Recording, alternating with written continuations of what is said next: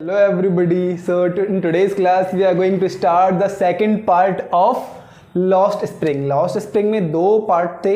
पहला पार्ट हम already complete कर चुके हैं जिसका नाम था sometimes I found a rupee in the garbage, और जो हमारा सेकंड पार्ट है वो है बेंगल मेकर्स का, ठीक है, जिसमें हम पढ़ने वाले हैं द स्टोरी ऑफ मुकेश, ठीक है, कि मुकेश कैसे कैसे कहाँ से कहाँ तक गया, ठीक है। और हमेशा की तरह जो ये वाली हमारा लेसन है, इसको भी हम क्या करेंगे, हम इसको 4 पार्ट में डिवाइड करेंगे। सबसे पहला है हमारा बैकग्राउंड, सेकंड है हमारा कैरेक्टर स्केच, थर्ड है हमारा स्टोरी, और फोर्थ है हमारा अपकमिंग्स। तो बैकग्राउंड हो, कैरेक्टर स्केच हो या फिर हमारी स्टोरी हो, हम अपनी वीडियोस में ही देख लेते हैं। और रही बात हमारी अपकमिंग्स की, अपकमिंग्स में हमारे चाहे वो हमारे वीडियो के नोट्स हों या फिर हमारे इंपॉर्टेंट क्वेश्चंस हों, ठीक है, तो मुझे उम्मीद है आप लोगों को वो नोट्स और वो वाले जो भी क्वेश्चंस हैं वो मिल रहे हैं।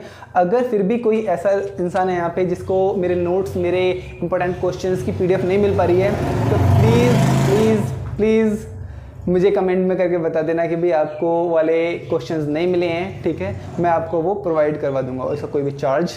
तो बगैर टाइम अपना वेस्ट किए चलो हम शुरू करते हैं अपने लेसन को, ठीक है। सबसे पहले हम जानते हैं बैकग्राउंड को। बैकग्राउंड में हमारा हमेशा की तरह ये है कि the name of lesson is lost spring, और राइटर कौन है, वही अनीश जंग है, ठीक है। अब अनीश जंग यहाँ पे क्या बताती हैं, अनीश जंग की यहाँ पे मुलाकात होती है एक बच्चे से जिसका नाम है मुकेश, ठीक है। जो ये मुकेश है कहाँ पे रहता है, ये रहता है हमारा फिरोज़ाबाद में। अब यहाँ पे समझने वाली बात ये है कि एक बच्चा है मुकेश जो कि कहाँ से है, फिरोज़ाबाद से। इससे पहले वाली हम एक स्टोरी पढ़ चुके हैं जिसमें वो मिलती है एक बच्चे से, जिस बच्चे का नाम होता है, क्या नाम होता है उस बच्चे का, साहिब आलम, और वो कहाँ का होता है, सीमापुरी का, ठीक है। तो हम इस वाले बैकग्राउंड में हम ये जानने की कोशिश कर रहे हैं कि ये कहानी है फिरोज़ की, ये कहानी है मुकेश की जो फिरोज़ाबाद में रहता है। और बैकग्राउंड ये है कि जो फिरोज़ाबाद का पूरा एरिया है ना, वो पूरा एरिया एक काम में मशहूर है, एक काम में एक्सपर्ट हैं, ठीक है, और वो काम है हमारा बेंगल मेकिंग। तो जो हमारी स्टोरी है, ठीक है, हमने क्या कर रहे हैं, हम स्टोरी को चंक में डिवाइड कर देंगे, ठीक है। तो जैसे कि द मीटिंग ऑफ राइटर और Mukesh, the hazards of bangle making, the Mukesh dream, the Mukesh की family, and the last is evil forces. अगर हम देखें तो इस पूरे चैप्टर में ना हमारे पास यही लगभग चंक्स हैं, ठीक है। अगर हम 1 बाय 1 इनको कवर करें then we can just get maximum just overview of the lesson, okay. So अब हम आगे चल रहे हैं द मीटिंग।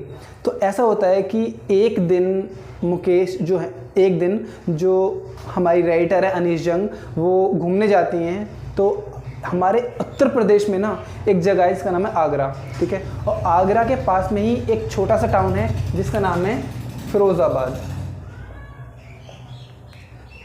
जैसे कि पता है कुछ जगह कुछ चीज़ों के लिए मशहूर होती हैं, ठीक है।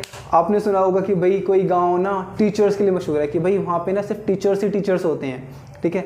कोई गांव है वो पुलिस वालों के लिए मशहूर है कि बस उस गांव में बस भाई पुलिस वाले हैं। आप किसी भी घर में जाएं, हर घर में आपको एक ना एक पुलिस वाला मिल जाएगा, ठीक है। ऐसे ही मतलब एक गांव है जो पता है बिल्कुल पूरा फेमस है आर्मी पर्सनल्स के लिए, कि भाई उस हर गांव में ना, उस गांव में हर घर, एक भी घर ऐसा नहीं जहाँ पे भाई आपका फौजी नहीं रहता है, ठीक है। तो इसी तरह से एक टाउन है जिसका नाम है फिरोज़ाबाद, ठीक है। तो फिरोज़ाबाद में एक भी घर ऐसा नहीं है, और एक भी मतलब ज़्यादातर वहाँ के जो लोग हैं ना, most of people of Firozabad are engage in bangle making, ठीक है। अब बेंगल आपको मालूम है चूड़ियाँ, and the bangles are symbol of suhag, ठीक है। तो जितने भी मतलब आप किसी भी औरत से पूछेंगे ना कि भाई चूड़ी को देख के आपके क्या समझ में आ रहा है, तो हर औरत यही बोलेगी भाई चूड़ियाँ हैं वो पता है सुहाग का प्रतीक हैं, ठीक है। जो वहाँ के लोग हैं, कहाँ के, फिरोज़ाबाद के, वो इस काम को, चूड़ी बनाने के काम को अब से नहीं, इनकी जनरेशन्स निकल गई हैं, अब इनकी पुश्तें निकल गई हैं, मतलब इनके बाप भी, इनके दादा भी, इनके परदादा भी, सब के सब इस काम में इंगेज हैं। सब लोग क्या कर रहे हैं, बस एक ही काम में लगे आ रहे हैं, वो है बेंगल मेकिंग। ठीक है। तो फिरोज़ाबाद की कहानी है। तो इसी तरह से एक दिन ऐसा हुआ, जो हमारी राइटर हैं अनीश जंग, वो मिलती हैं मुकेश से, ठीक है। अब मुकेश क्या है, मुकेश भी एक बैंगल मेकिंग फैमिली से आता है। अब मुकेश के घर में भी चूड़ियाँ बनाई जाती हैं। अब जब इनकी मीटिंग होती है तो फिर मीटिंग के कुछ देर बाद इनकी जैसे बातचीत चलती है, राइटर जैसे अपनी स्टोरी लिख रही थी, तो उस टाइम पे जो मुकेश होता है, मुकेश कहता है कि मैम अनीश जंग, आप ना मेरे घर चलो मेरे साथ, ठीक है। तो उनको इनवाइट करने के बाद, ठीक है, तो अनीश जंग और मुकेश क्या करते हैं, मुकेश के घर पे जाते हैं, ठीक है। और जैसे मुकेश के घर पे पहुंचते हैं तो वहाँ की कंडीशंस बिल्कुल अलग होती हैं, ठीक है। अब यहाँ पे जो हमारी राइटर है अनीश जंग बताती है जो फिरोज़ाबाद वाला एरिया है ना, वो कोई ऐसा वैसा एरिया नहीं है। ये कैसा है, ये एक डिंगी टाउन है, ठीक है। It is a dingy town मतलब बेकार सा शहर है। मतलब यहाँ पे ना, मतलब कोई ना ऐसा, मतलब कोई दिख ही नहीं रहा कि भाई यहाँ पे कोई मतलब डेवलपमेंट हो सकता है, ठीक है। मतलब जो पिछड़ा हुआ होता है, ठीक है, बिल्कुल एकदम, ठीक है। और फिरोज़ाबाद में ना जितनी भी फैमिलीज़ हैं, सबकी सब क्या है, सबका एक्सप्लॉयटेशन हो रहा है। आप एक चीज़ और देखेंगे, जब भी पता है किसी का भी एक्सप्लॉयटेशन होता है ना, तो वो पता है हमको रियलाइज़ हो जाता है कि भाई उसकी बातों से, उसके मतलब चाल चलन, रंग ढंग से हमको पता चल जाता है कि भाई किसी भी इंसान का क्या हो रहा है, एक्सप्लॉयटेशन हो रहा है। तो ये सारी की सारी चीज़ें ना पता चल जाती हैं किसको, हमारी जो राइटर है अनीश जंग और मुकेश की जब मीटिंग होती है तो उनको पता चलता है कि भाई ये जो एरिया है बिल्कुल पिछड़ा हुआ है, यहाँ पे कोई भी द साइन ऑफ इम्प्रूवमेंट है ही नहीं, यहाँ पे डेवलपमेंट का साइन है ही नहीं, ठीक है। यहाँ पे हर इंसान लगा पड़ा है कि भाई कैसे किसका मतलब किस तरह से शोषण हो सके, ठीक है।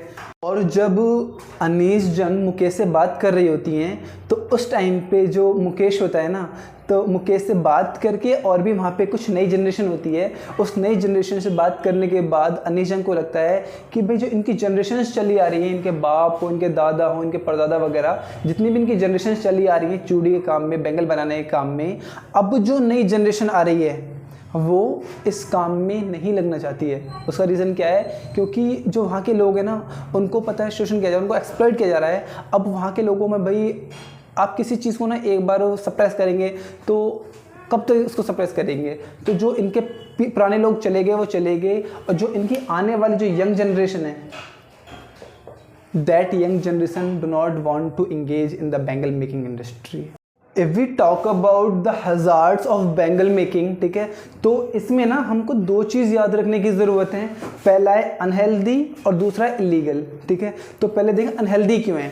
अब if we talk about the hazards of bangle making in this situation, the unhealthy means, तो आप ना अगर बैंगल मेकिंग में लगे हुए हो ना, तो आपकी स्किन इश्यूज़ होंगे आपको पक्का। क्यों?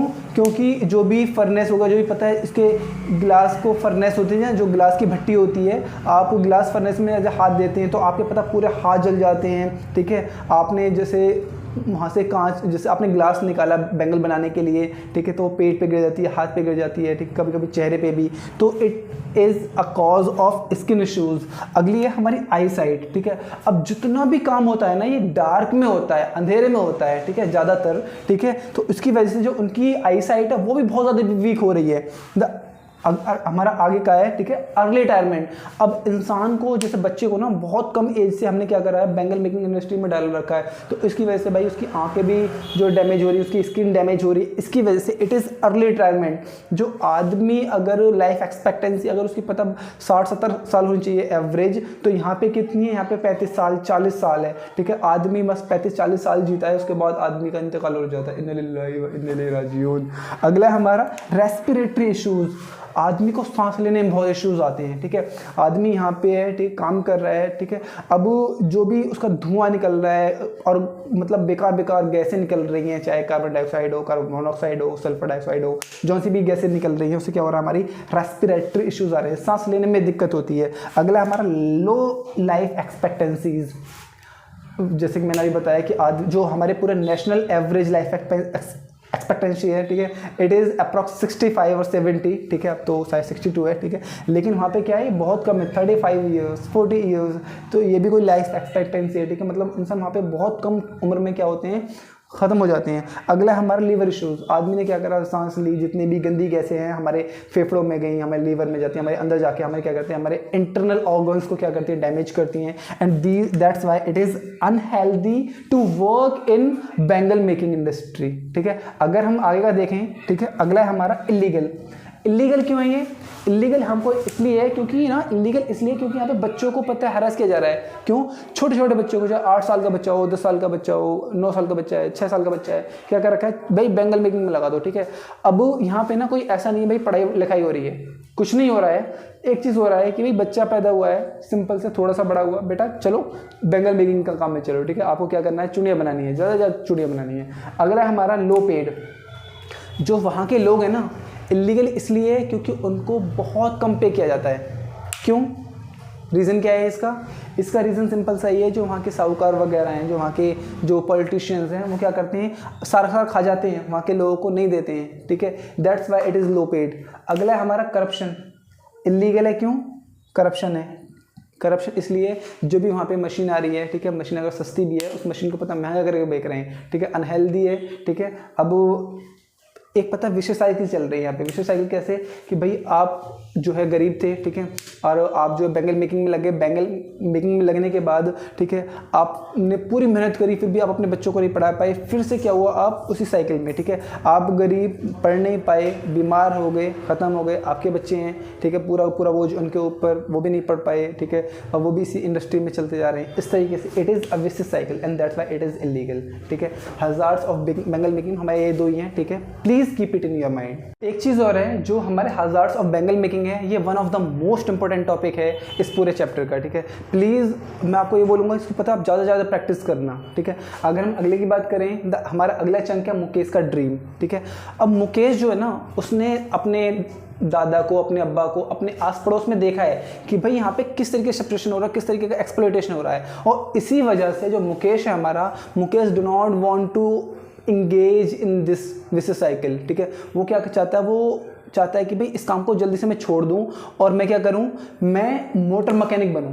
ठीक है, जो मुकेश है, मुकेश बैंगल मेकिंग में इंगेज रहना चाहता है। He wants to be a motor mechanic.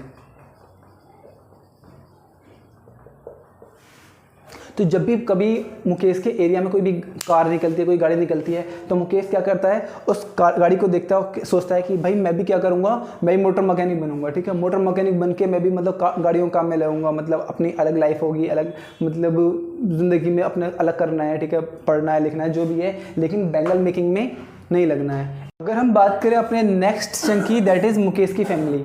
हम मुकेश की फैमिली को ना दो पार्ट में डिवाइड कर रहे हैं। एक है मुकेश का हाउस और दूसरा मुकेश की फैमिली। सबसे पहले बात करते हैं मुकेश के हाउस की। ठीक है, अब जब मुकेश और हमारे अनीश जंग की जब मीटिंग होती है, तो उस टाइम पे मुकेश कहता है अनीश जंग से, मैम आओ मैं आपको अपना घर दिखाता हूँ। अब इस सिचुएशन में जो हमारी राइटर है, जो हमारी ऑथर है, कौन, अनीश जंग। अनीश जंग जब मुकेश के घर जा रही होती हैं, तो पता है कच्चे रास्तों से, मतलब गंदे एरिया में से निकल के उसके घर पहुँचती हैं। और इस सिचुएशन में जो हमारी अनीश जंग है, अनीश जंग बताती है कि जैसे ही वो इसके घर पे पहुंची ना, इसके घर में everywhere it is a sign of poverty. हर जगह क्या है, साइन ऑफ पॉवर्टी है। ठीक है, मतलब हर जगह गरीबी गरीबी दिख रही है। अगर उसके घर में कुछ है ना, तो क्या है, सिर्फ और सिर्फ गरीबी गरीब है। ठीक, गरीबी है। और उसके घर में ना, वो it is build by Sheikh. ठीक है, मतलब मुकेश का घर ऐसा था कि जहाँ पे ना उन्होंने मतलब शेक डली थी, मतलब वहाँ पे छान या टप्पर वगैरह डाल रखे थे। और कुछ घर तो ऐसे थे जहाँ पे ये भी नहीं था। फिरोज़ाबाद में कुछ घर ऐसे हैं जहाँ पे टीन टप्पर भी नहीं थे, लेकिन मुकेश का घर क्या है, वो उसने रीबिल्ड करा है, दोबारा से बनाया है। और यहाँ पे इट इज़ हाफ स्टैक। ठीक है, वो अभी आधा बना है। ठीक है, और मतलब टीन टप्पर डल रही है वहाँ पे। ठीक है, और ये मुकेश का घर की पता है, उसकी कंडीशन बताती है कि मतलब हर तरफ क्या है, पॉवर्टी है। ठीक है, मतलब टीन टप्पर डल रहे हैं और मतलब गरीबी ही गरीबी वहाँ पे दिख रही है। ठीक है, और कोई साइन ऑफ डेवलपमेंट है ही नहीं। ठीक है, और जैसे ही वो इस घर में जाती है ना, तो वहाँ पे वो इसकी फैमिली को भी डिस्क्राइब करती हैं। ठीक है, वो कहती हैं कि मुकेश के घर में ना, वहाँ पे एक लेडी थी, ठीक है। अब जैसे वो अंदर घुसती है तो वहाँ पे एक यंग लेडी बैठी हुई होती है, ठीक है। अब यंग लेडी कौन है, ठीक है, यंग लेडी है मुकेश की सिस्टर इन लॉ, मुकेश की भाभी बैठी होती है, मुकेश के बड़े भाई की बीवी होती है, ठीक है। और ये वहाँ पे ना एक स्टोव होता है, ठीक है। स्टोव पे क्या करती है, खाना बना रही होती है, ठीक है। ये समझ लें ये स्टोव है, ठीक है, और यहाँ पे कुछ खाना बन रहा है, ठीक है। तो स्टोव पे वो खाना बना रही होती है और वो देखती है कि भाई यहाँ पे ना क्या करते हैं कि मुकेश की भाभी खाना बना रही है, और थोड़ी देर वो पता है उससे बात करती हैं। फिर अचानक से ना मुकेश के जो फादर होते हैं वो घर में एंटर हो जाते हैं। अब जैसे ही मुकेश के फादर घर में एंटर होते हैं तो जो मुकेश की जो भाभी होती है जो खाना बना रही होती है, ये क्या करती है, अपने वेल को नीचे कर लेती है या अपने घूंघट को नीचे कर लेती है। क्यों, because it is the custom, ठीक है।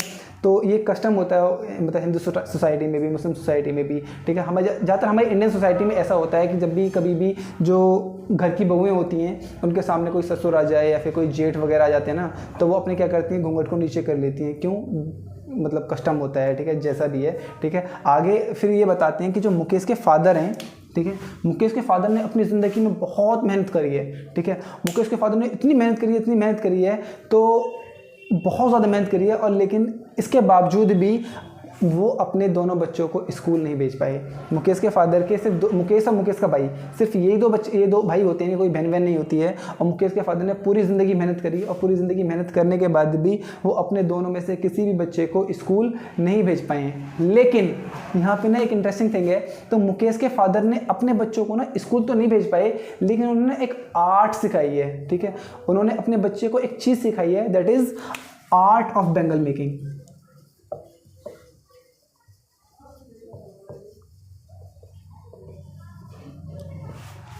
अब मुकेश के फादर कहते हैं कि भाई यहाँ पे ना मैंने अपने बच्चों को अगर कुछ सिखाया है ना, तो मैंने मतलब चूड़ी बनानी सिखाई है, ठीक है। मेरे बच्चे चूड़ी बना सकते हैं और मेरे बच्चे कभी भी भूखा नहीं मरेंगे। ये कहना किसका है, मुकेश के फादर का है। फिर आगे हम देखते हैं, तो आगे हमारी ग्रैंड मदर, ठीक है, फिर जो हमारी राइटर है अनीश जंग, वो मुकेश की ग्रैंड मदर से मिलती हैं। और मुकेश की ग्रैंड मदर एक बहुत मतलब बुजुर्ग लेडी थी वहाँ पे, ठीक है। अब ये कहती हैं कि जो उसकी जो ग्रैंड मदर है ना, इसकी मुकेश की दादी ने अपने हस्बैंड को, मतलब मुकेश की दादी ने मुकेश के दादा को अपनी आंखों के सामने अंधा होते हुए देखा है।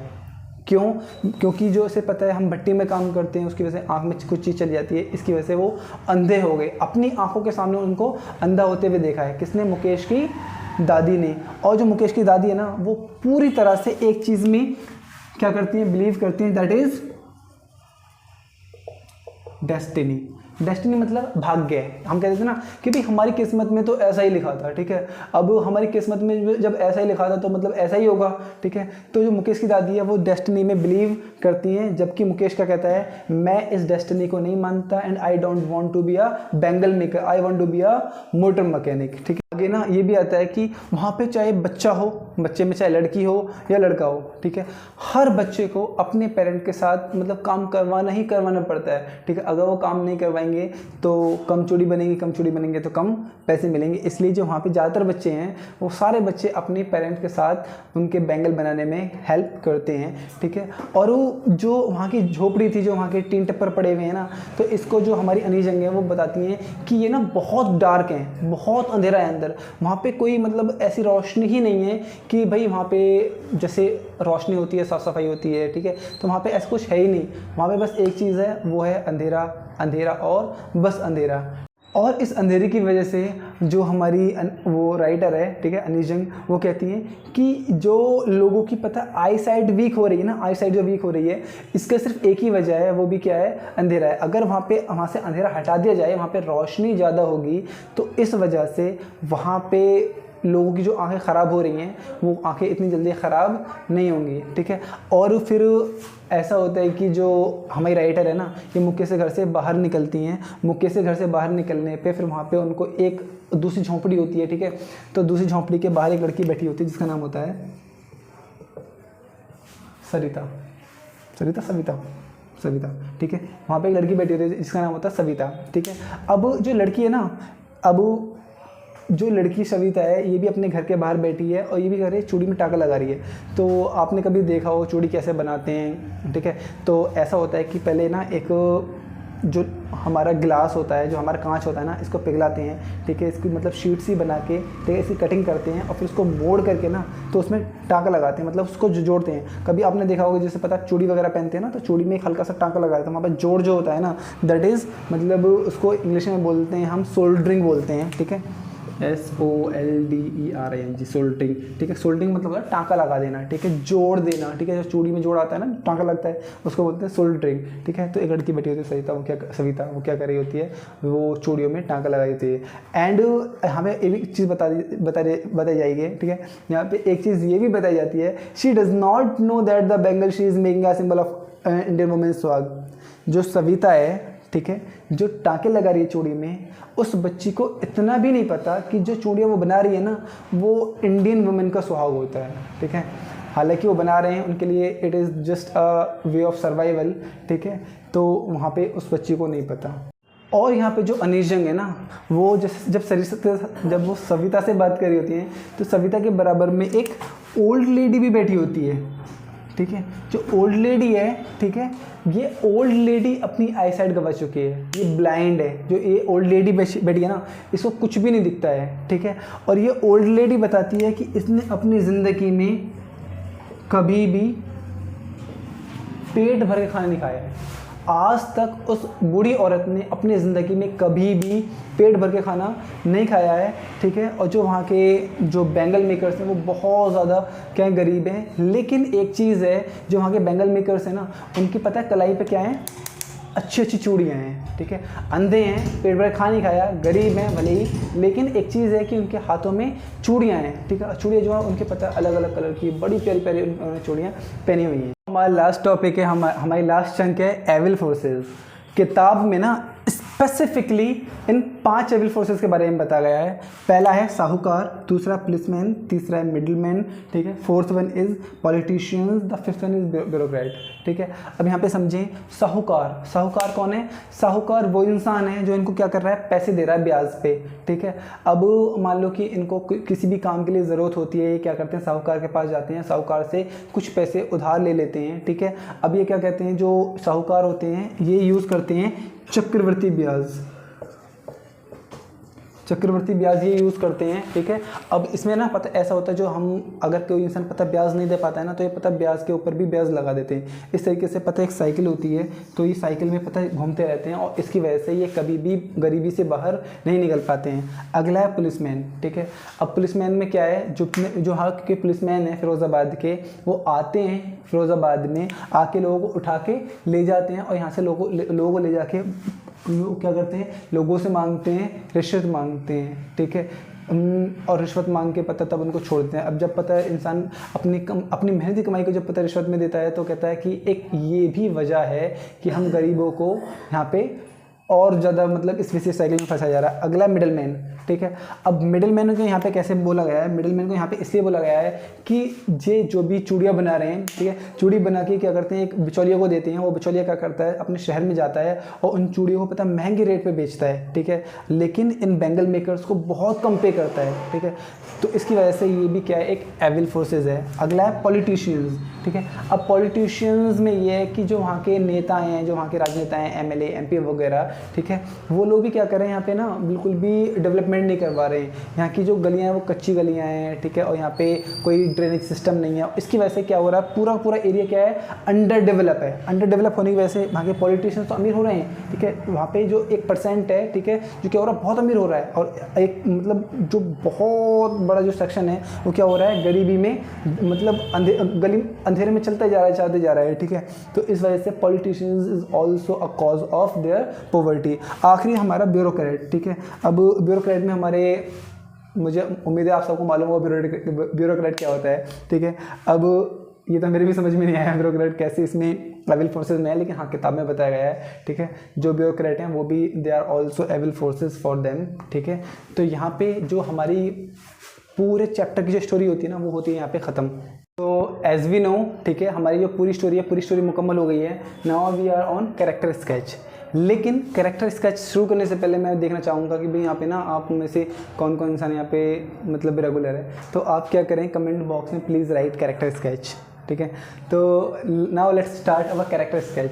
पूरे कैरेक्टर में बहुत सारे कैरेक्टर हैं, लेकिन जो सबसे मेन है वो एक ही है, वो है हमारा मुकेश, ठीक है। अब मुकेश कैरेक्टर स्केच के बारे में क्या बताया जाता है कि भाई मुकेश इज़ अ बॉय, ठीक है। अब जो मुकेश है हमारा, he belongs to bangle making family, ठीक है। बेंगल मेकिंग फैमिली से कौन आता है? मुकेश आता है। आगे बताया जाता है he doesn't want to be, ठीक है, डजंट वांट टू, ठीक है। मतलब ये आता तो है बेंगल मेकिंग फैमिली से, बट ये करना ही चाहता है। करना क्या चाहता है? He wants to be a motor mechanic, ठीक है। आगे बताया जाता है कि ये डार्क रूम में काम करते हैं, ठीक है। एंड और अपने काम को लेके पता है, जो अपने ड्रीम को लेके ना मुकेश बहुत पैशनेटेड, एंड ही मतलब जब भी कोई गाड़ी वाड़ी जाती है ना तो उसको देख के ना मुकेश क्या कहता है, भाई मुझे पता मोटर मैकेनिक बनना है, मुझे नहीं बनना, मतलब मुझे बेंगल नहीं बनानी है, ठीक है। तो ये सारी क्या है हमारी इन्फॉर्मेशन थी इस चैप्टर के बारे में। अगर आप लास्ट तक आए हैं, ठीक है, तो please write in the comment box like complete, ठीक है। एंड